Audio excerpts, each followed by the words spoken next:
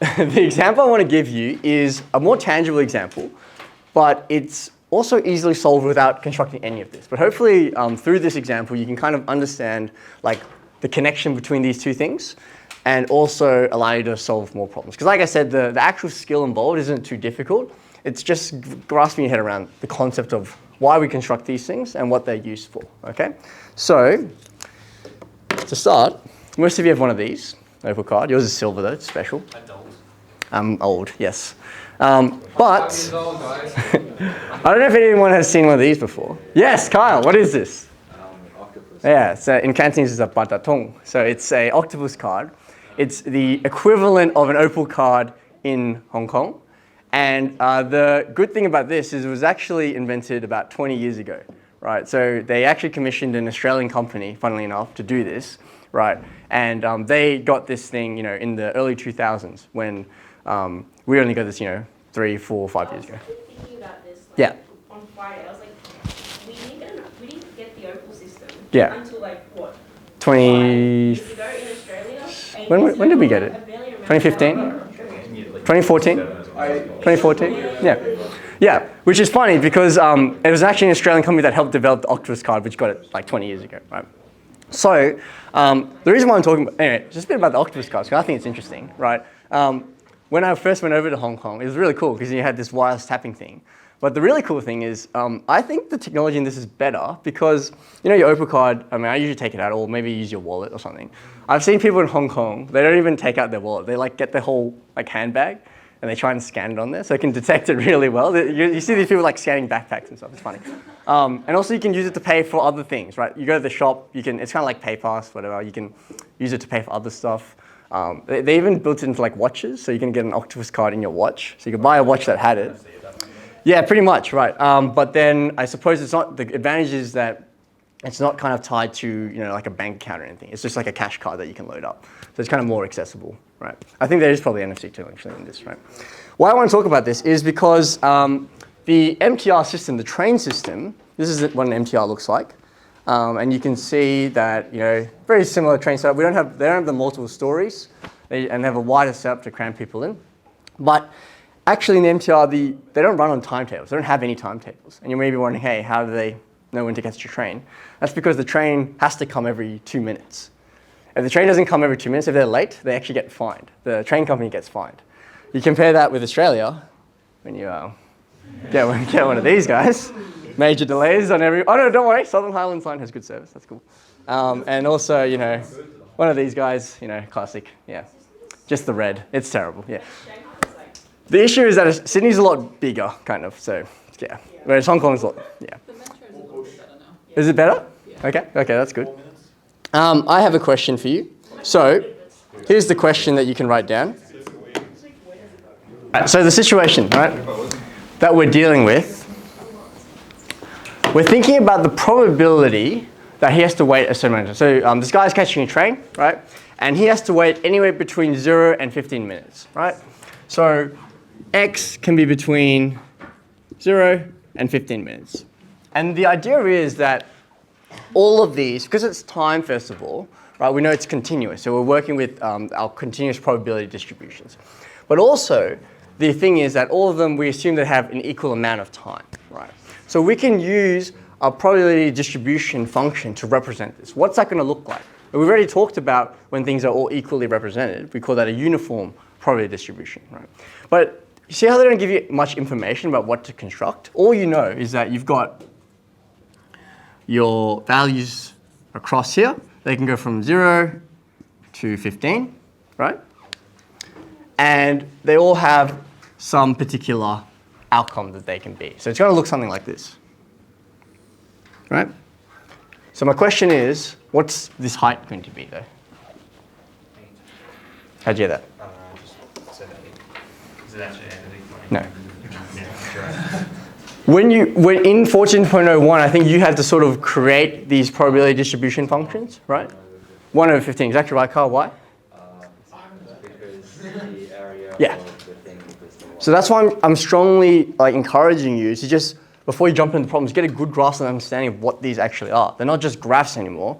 They're graphs that represent the chance of something happening and that chance is represented by the area under the curve. Yeah? That's why there's such a close relationship between this and integration. So you basically need to find out, okay, well this times something will give me 1, that's just going to be 1 over 15. You can create an equation to set that up. I think it's easier just to think about it logically. Yeah? So what's the probability density function? The probability density function is the equation of this line. What is the equation of that line? This is part 1. Yeah, y is equal to 1 on 15, right? Defined in the domain from 0 to 15. Yeah. How do you know it's a straight line? How do we know it's a straight line? So in the question, it said the waiting time is from 0 to 15, right? And they also, I think it mentioned, or it should have mentioned, that all of them have an equal chance of occurring. Yeah. So if they all have an equal chance, oh, they didn't? Sorry, my bad. That should have been mentioned. So they all have an equal chance of occurring. Yeah. That's why it's a horizontal line. It's not always. In fact, usually they will just give you like some sort of function to integrate. Yeah. Any questions about that so far? Yeah. Maylin, you got a question? No. Okay. Cool. But this is the PDF, right? So the PDF is this. The question also asks for the CDF, right? Okay. So how do we find that? Well, this is where this kind of formula comes in. If you have the expression for the PDF, all you need to do is integrate. Okay. So what we're going to do is we're going to integrate this expression. Now this is why I write it with respect to t, because what's going to happen is you're actually going to create a function, right? How are we going to create a function? The way we're going to create a function is all I'm going to do is I'm going to integrate this expression here. What are my bounds there? What's my lower bound? A, right? And where does A come in? What is A? 0. Yeah, 0. It's the lower bound of this PDF. Now the upper bound, you're not used to doing this, but we're actually going to replace this with x, right? And the reason why is I'm not actually trying to get a number anymore. I'm trying to get a function. I'm trying to get the cumulative distribution function. It's going to be a function which represents this over time. And we already have an idea of what that's going to be, right? Maddie told us that if it's a uniform distribution function like this, when you add all these up together, you get a straight line. So that's what I'm expecting. So you should already have an idea of what you're expecting the answer to be in this case, right? So when I do this, when I integrate with respect to t, that's a constant, right? So what does that become? Yeah, or 1 on 15 t, right? Because like we're using that t variable. And then what I'm going to do is substitute the t inside there, yeah? Now, you may be wondering, hey, why couldn't I have just done that with respect to x? Would have been the same thing, yeah? Well, sometimes what's going to happen is like, this is not just going to be 0. So you will have to actually do a bit of simplification. It's not just going to be, oh, I can just integrate it like that, yeah? So this is a kind of mathematical way of representing. If you just do it with x, Yeah. we have to be plus c. Yes. And you input values. Yeah. Yeah, that's true actually. Because yeah, how can you have with respect to x and have an x over here? It's like, oh, it's just mathematically bad. Sorry, it's just going to grind my gears. Anyway, cool. Part 2. What was part 2?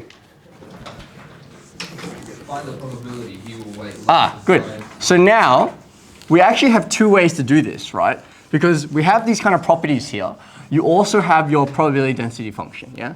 So, Luan, say the question again for me, sorry. What's the probability he will wait less than 10 minutes? Yeah. So actually, you don't need a PDF or CDF to do this, right? Because if all of them have an equal chance, what's the probability that he's going to wait less than 10 minutes? What do you reckon it's going to be? Yeah. 10 on 15? Yeah, it's just going to be 10 out of 15 because there's 10 minutes out of 15 minutes and they're all equally likely. Yeah, so it's just going to be 2 over 3. But I want to show you how you can use a PDF and a CDF to do this so that when we get to the more complex ones, then it makes a bit more sense why you're doing these steps, okay? So the question is, what's the chance that he has to wait less than 10 minutes, right? So we have 2 ways to do this, right? The first way was that when you were doing the PDFs, what did you do to find these intervals? Right, what you were doing was you were integrating, yeah? So we integrated the PDF, which is over this one over here, right? That's the PDF. And what interval would I be integrating this on if I'm thinking about less than 10 minutes? So I'm thinking less than 10 minutes. Because I remember I can't find one outcome, I have to do it on an interval, right? 0 to 10, that's right. So it's 0 to 10. This one, now you can use x because you're actually kind of finding an answer here, right? And that's just going to be 0 to 10, 1 on 15. Yep. And so that's going to be, well, that looks familiar, doesn't it? Just add the x value there. And that's just going to be 10 on 15 minus 0, or just 10 on 15. So just leave it like this. Yep, 2 over 3. Okay. But then the alternative way, if you're given the CDF, right, the idea is we don't actually need to do that. In fact, the CDF is essentially this part here, right? Because the CDF is a running total. So if I want to know less than or equal to 10, right, that's using the PDF. Using the CDF, right, what would I do?